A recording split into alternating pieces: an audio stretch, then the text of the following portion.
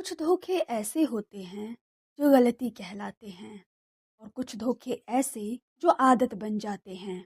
आज की ये रात किसी की नींद चुरा लेगी, किसी की सच्चाई उजागर करेगी और किसी के भरोसे को हमेशा के लिए तोड़ देगी।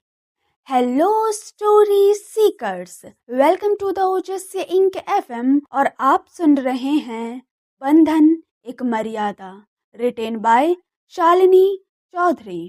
कहते हैं कहानी जिंदगी है और जिंदगी में कहानी, तो जब तक जिंदगी है कहानियों का मजा लेते रहें।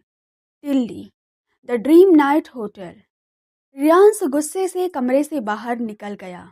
उसकी बातें सुनकर मन्नत के अंदर उबाल आ चुका था। वो जैसे तैसे उठकर बैठती है। गुस्से से उसका चेहरा लाल पड़ चुका था और उसकी उंगलियां चादर को इतनी जोर से मसल रही थीं जैसे सामने रियांश ही खड़ा हो। मन्नत गुस्से से बोली, ऐसा कुछ नहीं होगा मिस्टर रियांश, कभी भी नहीं, क्योंकि करण मेरा है और मेरा ही रहेगा। फिर मैं कुछ भी करूं उसे पता नहीं चलेगा, क्योंकि उसे अपनी बहन निया पर बहुत भरोसा है और वो निया मेरे इशारे पर नाचती है। इसलिए करण की पास्ट भी मैं हूँ, प्रेजेंट भी मैं हूँ और फ्यूचर भी मैं ही हूँ। मन्नत पूरी कॉन्फिडेंस के साथ बोल रही थी। उसे लगता था कि उसकी खूबसूरती किसी को भी अपना बना सकती है। वो जिसे चाहे उसे पा सकती है। उधर रियांश होटल से निकल चुका था। पार्किंग एरिया में पहुंचकर वो गाड़ी में बैठता है। स्टेयरिंग थामते हुए खुद से बड़बड़ाता है, ओह, पता नहीं मुझसे ये कैसे हो गया। गुस्से में इतना आगे कैसे बढ़ गया। लेकिन जो भी हो, मैं सिमरन को नहीं खो सकता। इसलिए मुझे ये पक्का करना होगा कि ये लड़की कोई चाल ना चल सके। एक बात समझ नहीं आती, करण भले ही मेरा राइवल है, लेकिन मानना पड़ेगा वो बहुत शार्प माइंडेड है। फिर इस ड्रामेबाज के चक्कर में कैसे फंस गया। उसे इसकी ओवर एक्टिंग दिखती नहीं है क्या? ओ गॉड, इस लड़की को करण की लाइफ में मत आने देना, नहीं तो मेरा राइवल पागल हो जाएगा। और पागलों को हराने में मजा नहीं आता, दुश्मन हमेशा बराबरी का होना चाहिए। वो अभी यही सब सोच ही रहा था कि तभी उसका फोन फिर से बज उठा। स्क्रीन पर लिखा था वाईफाई। नाम देखते ही रियांश के होठों पर मुस्कान आ जाती है। रियांश कॉल रिसीव करते हुए, जान, आ रहा हूँ, रास्ते में ही हूँ। उसकी बात पर सिमरन ने चिढ़ते हुए कहा, रियांश जी, मैं आपसे सच में नाराज हूँ। आप आज कितना भी मना ले मैं फिर भी नहीं मानूंगी, इसलिए आने की कोई जरूरत नहीं है। वहीं अपने दोस्तों के साथ रहिए क्योंकि वो सबसे ज्यादा जरूरी है। मैं क्या हूँ, इसलिए आने की जरूरत है ही नहीं। रियांश मुस्कुराते हुए बोला, चलो फिर ठीक है, मैं यही एंजॉय कर लेता हूँ। मैं तो बेकार में सोच रहा था कि शायद तुम्हें बुरा लगेगा, इसलिए चला आता हूँ। लेकिन चलो ठीक है, बाय। कहकर वो कॉल काट देता है और मुस्कुराते हुए गाड़ी ड्राइव करने लगता है। भार्गव मेंशन। करण अपने कमरे में था। डाइनिंग टेबल पर हुई बात उसके दिमाग में बार बार घूम रही थी। निकुंज के साथ सुनंदा जी का व्यवहार उसे बिल्कुल पसंद नहीं आया था। वो खुद में बोला, निकुंज सही बोल रहा था, बेकार में बड़ी माँ ने डांट दिया। दिन रात केस देखता है, उसे पता रहता है कि माहौल कितना खराब चल रहा है, खासकर लड़कियों के लिए। और निया, निया तो इतनी इनोसेंट है कि क्या ही कहूँ मैं। करण ये सोच सोच कर परेशान हो रहा था कि उसकी बहन कितनी मासूम है और इस दुनिया में कैसे सरवाइव करेगी। लेकिन वो इस सच से बिल्कुल अनजान था कि उसकी बहन कोई मासूम लड़की नहीं, बल्कि एक चालाक लोमड़ी है। ओबेरॉय मेंशन। राजवीर अपने कमरे में पैकिंग कर रहा था। कल उसे और उसकी माँ रचना जी को बिहार जाना था। लगभग सारी पैकिंग हो चुकी थी। राज थक कर बेड पर बैठ जाता है। बेड के ठीक सामने वाली दीवार पर निया और उसके साथ उसकी एक बड़ी सी तस्वीर टंगी थी।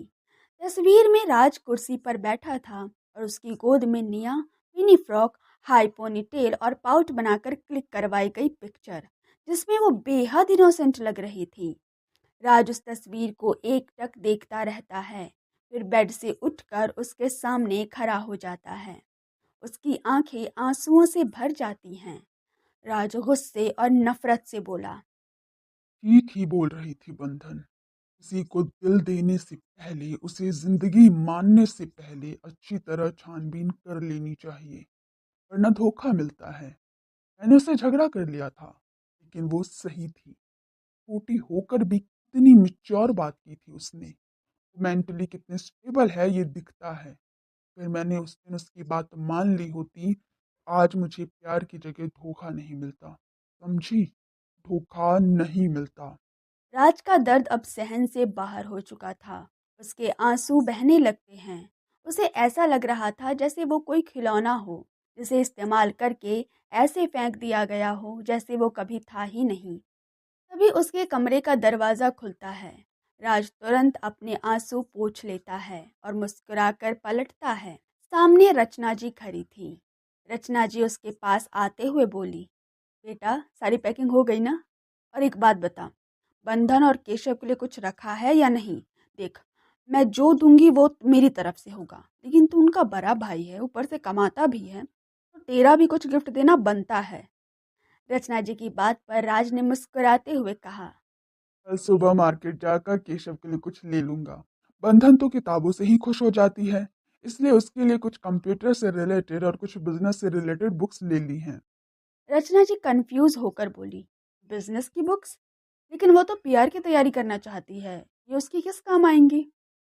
राज बचे हुए कपड़े बैग में रखते हुए बोला, नॉलेज कभी बेकार नहीं जाती, और वो वैसे भी ब्रिलियंट है। रचना जी हल्के से मुस्कुरा देती हैं और फिर कुछ सोचते हुए बोली, राज एक काम कर, निया को भी बोल दे कि वो भी पैकिंग कर ले। मैं उसे भी सुधीरा से मिलवाना चाहती हूँ। वो भी होने वाली बहू को देख लेगी, है ना? उसे भी बोल देना। रचना जी की तरफ राज की पीठ थी, इसलिए वो उसके चेहरे के भाव नहीं देख पा रही थी। लेकिन रचना जी की ये बातें अनजाने में ही राज के दिल में खंजर की तरह उतर गईं। उसकी आंखें एक बार फिर आंसुओं से भर जाती हैं, लेकिन वो खुद को संभालते हुए बिना पलटे ही जवाब देता है, माँ, निया अभी बिजी है, इसलिए फिर कभी बुआ से मिलवा देंगे, अभी के लिए छोड़ देते हैं। और कौन सा भी शादी हो रही है, अभी बहुत टाइम है, मिल लेंगी। रचना जी हाँ में सिर हिलाते हुए। हाँ ये भी है, कौन सा अभी शादी हो रही है, लेकिन अभी वो बिजी है तो कोई नहीं, बस उसे बोल देना कि बहुत दिन हो गए, एक बार आकर मुझसे मिल ले, क्योंकि घर में सिर्फ पति नहीं सास भी मिलेगी। इतना कहकर रचना जी हंसते हुए वहां से चली जाती हैं। उनके जाते ही राज की आंखें एक बार फिर नम हो गई थीं। वो खुद से बोला, मैंने खुद तो झूठा सपना देखा ही है, साथ में माँ को भी दिखा दिया। उनकी अपनी बहू से आशा और लगाव वक्त के साथ बढ़ता जा रहा है, और मैं अपनी जिंदगी के रिश्तों के मामले में उसी रफ्तार से पीछे खींचा जा रहा हूँ। कैसे बताऊँ आपको कि निया एक धोखा है। इसके बाद राज जाकर एक नींद की टैबलेट ले लेता है और सो जाता है। जब से उसने निया की असलियत जानी थी, तब से उसे नींद नहीं आती थी, लेकिन किसी को कुछ पता ना चले, इसलिए वो नींद की गोली लेकर सोता था ताकि बीमार ना पड़े और उसका दर्द कुछ देर के लिए कम हो जाए। ठाकुर विला, ये एक बहुत बड़ा विला था। हॉल के बीचों बीच सोफा लगा हुआ था और आगे घर के नॉर्मल कपड़ों में वहीं बैठा हुआ था। तभी एक औरत हाथ में कॉफी मग लिए आती है। वो आगे की तरफ मग बढ़ाती है, लेकिन उसका ध्यान मेन गेट पर टिका हुआ था। उसकी नजर बार बार गेट की तरफ जा रही थी। आज्ञा उस औरत को देखते हुए बोला, भाभी, कोई आने वाला है क्या? किसका इंतजार कर रही हैं आप? औरत ने आज्ञा को एक नजर देखकर कहा, देखिए ना देवर जी, आपके भैया आज अपने बर्थडे के दिन भी गायब हैं और आज उनसे बात नहीं करूंगी मैं। आज्ञा हंसते हुए बोला, हो, तो रियांश भाई का इंतजार कर रही हैं। लेकिन ये तो उनका हमेशा का है, बर्थडे बाहर ही मनाते हैं, घर वालों को अक्सर भूल जाते हैं। अभी ये दोनों बात कर ही रहे थे कि मेन गेट की तरफ से आवाज आती है, हाँ भाई, मेरी ही बीवी को भड़का रहा है, लेकिन वो बहुत समझदार है। और ये कोई और नहीं बल्कि रियांश ही था। रियांश चलते हुए आता है और सोफे पर आज्ञा के बगल में बैठ जाता है। रियांश सिमरन को देखते हुए बोला, मुझे क्या कॉफी नहीं मिलेगी? सिमरन गुस्से से किचन की तरफ बढ़ जाती है। उसका गुस्सा देखकर रियांश मुस्कुरा उठता है। आज्ञा मुस्कुराते हुए बोला, आज भाभी सच में गुस्सा है। आज तो मनाने में मस्त वाला टाइम लगेगा। उसकी बात पर रियांश ने हंसते हुए कहा। आह, नहीं, बस कुछ देर में मान जाएगी। इसकी नाराजगी ज्यादा देर की नहीं होती, टेंशन मत ले। अज्ञे हंसते हुए वो तो तेरा काम है, तेरी बीवी है, तू जाने कौन सी मेरी भाभी नाराज है। कहते हुए अज्ञे हंस पड़ता है और अपने कमरे की तरफ चला जाता है। उसके जाते ही रियांश भी उठता है और सीधे अपने कमरे में चला जाता है। सबसे पहले वॉशरूम जाकर नहाता है। नहाकर बाहर निकलता ही है कि सिमरन कॉफी लेकर कमरे में आती है। रियांश को नहाया हुआ देखकर वो उसके कपड़े निकाल कर दे देती है। रियांश कपड़े पहनता है, टेबल पर रखा कॉफी मग उठाता है और बेड पर आ जाता है। वहाँ सिमरन मुंह फुलाए फोन चला रही थी। रियांश बिना कुछ बोले बस उसे एकटक देखता रहता है और मन में बोलता है। आज मैंने तुम्हें धोखा दिया है। पता नहीं खुद के गुस्से पर काबू कैसे खो दिया। लेकिन सच कह रहा हूँ, अब आगे कोई भी मेरे और तुम्हारे बीच नहीं आ सकता। आज जो भी हुआ वो बस एक गलती थी, और एक गलती के लिए मैं तुम्हें नहीं खो सकता। इसलिए ये बात तुम्हें कभी पता नहीं लगने दूंगा। कॉफी खत्म होती है। रियांश मग साइड टेबल पर रखता है और सिमरन की तरफ पलटता है। रियांश सिमरन से। सिमी, कितनी देर तक गुस्सा रहोगी? अब तो आ गया हूं ना, माफ कर दो। आज के बाद कोई भी सेलिब्रेशन मैं तुम्हारे बगैर नहीं मनाऊंगा। सच में जान, अब तो मान जाओ। सिमरन गुस्से से बोली, ये डायलॉग बहुत पुराना है, कोई नया डायलॉग सुनाइए, क्योंकि आपकी ये बातें सुन सुनकर मैं और मेरे कान दोनों पक चुके हैं। रियांश उसे उठाकर गोद में बैठाते हुए बोला। अब माफी कर दो जान, अगली बार सच में कभी भी किसी भी सेलिब्रेशन में तुम्हें छोड़कर नहीं जाऊंगा। खुश? सिमरन मुंह बनाते हुए बोली, नहीं, एक और बात, हमेशा मुझे साथ लेकर ही जाएंगे जहां भी जाएं, और ये भी बात कि मैं अब से ऑफिस ज्वाइन करूंगी। रियांश हैरानी से। कि तुम्हें अचानक ऑफिस क्यों ज्वाइन करनी है? सिमरन रियांश को देखते हुए बोली, क्योंकि आपको तो अपना ख्याल रहता नहीं है, इसलिए मैं वहां रहूंगी तो खाने पीने का ध्यान रखूंगी। काम के चलते कितने पतले हो गए हैं आप, ऐसे में आप बीमार भी पड़ सकते हैं। रियांश मुस्कुराते हुए बोला। हाय, मेरी इतनी फिक्र। मेरी बीवी अब ऑफिस जाएगी, वो भी मेरा ख्याल रखने के लिए।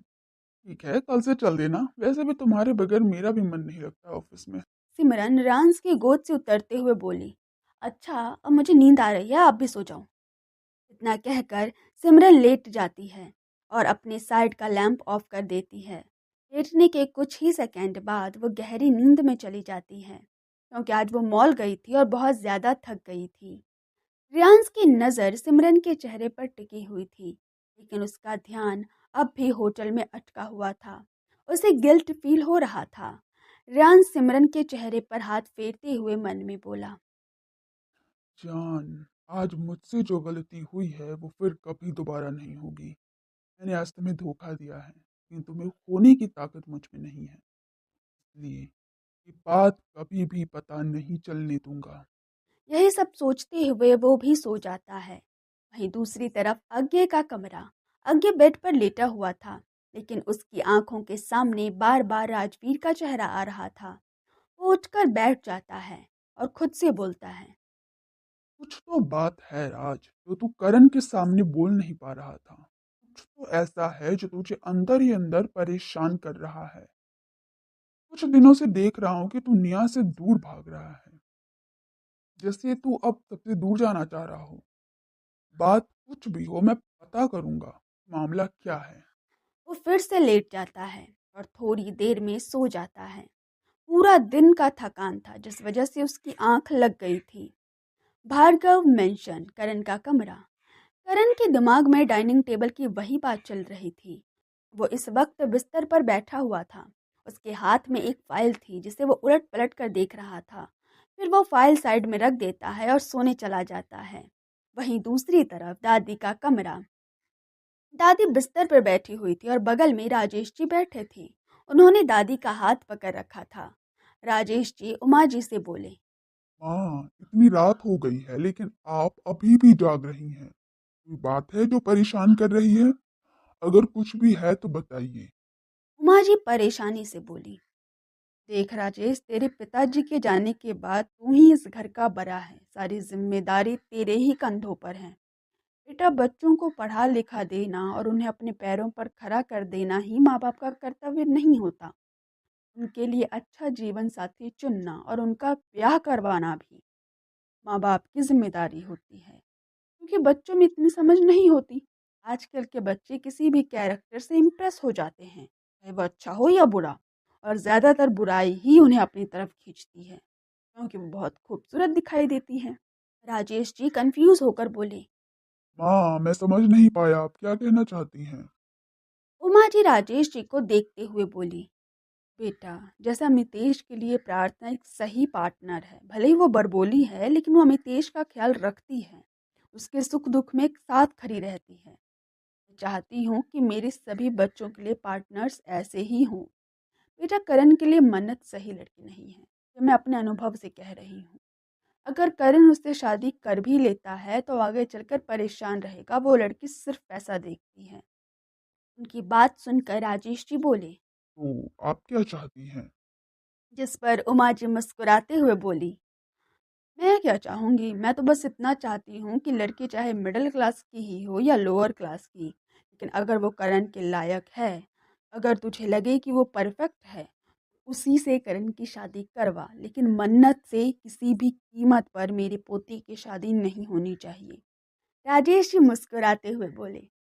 ठीक है माँ, चिंता मत कीजिए, जो लड़की करण के लिए सही होगी उसी से उसकी शादी करवाएंगे, मन्नत से नहीं, क्योंकि वो मुझे भी पसंद नहीं है। अब आप सो जाइए, जैसे ही कोई लड़की मिलेगी मैं तुरंत उसके परिवार से बात करूंगा और आपको भी बताऊंगा। अब रात बहुत हो चुकी है, आप सो जाइए। इसके बाद राकेश जी उमा जी को लिटा देते हैं, ब्लैंकेट से कवर करते हैं, रूम की लाइट ऑफ कर देते हैं और नाइट बल्ब जलाकर बाहर चले जाते हैं। The dream light hotel Riyansh जा चुका था, लेकिन मन्नत की हालत उठने लायक नहीं थी, इसलिए वो अपने ही कमरे में आराम कर रही थी।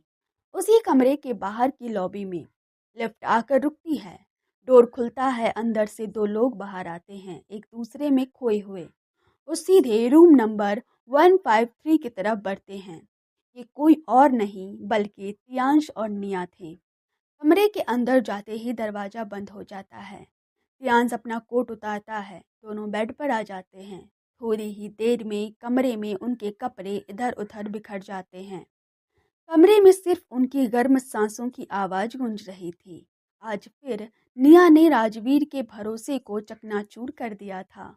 खुद की तसल्ली के लिए उसने अपने ही भाई के प्यार और विश्वास का मजाक बना दिया था। एक तरफ गलती को छुपाने की कसम, दूसरी तरफ भरोसे को रौंदती हुई सच्चाई, और बीच में कुछ ऐसे रिश्ते जिन्हें अभी तक सच का नाम भी नहीं पता। लेकिन सवाल ये है, जब ये सच सामने आएगा तो टूटेगा कौन? भरोसा या रिश्तों का पूरा ढांचा? आज का ये भाग इन्हीं सवालों के साथ खत्म होता है। और आप सुन रहे थे बंधन एक मर्यादा, मेरे यानी श्रुति चौधरी की आवाज में। ये कहानी आपको कैसी लग रही है कमेंट करके ज़रूर बताइए।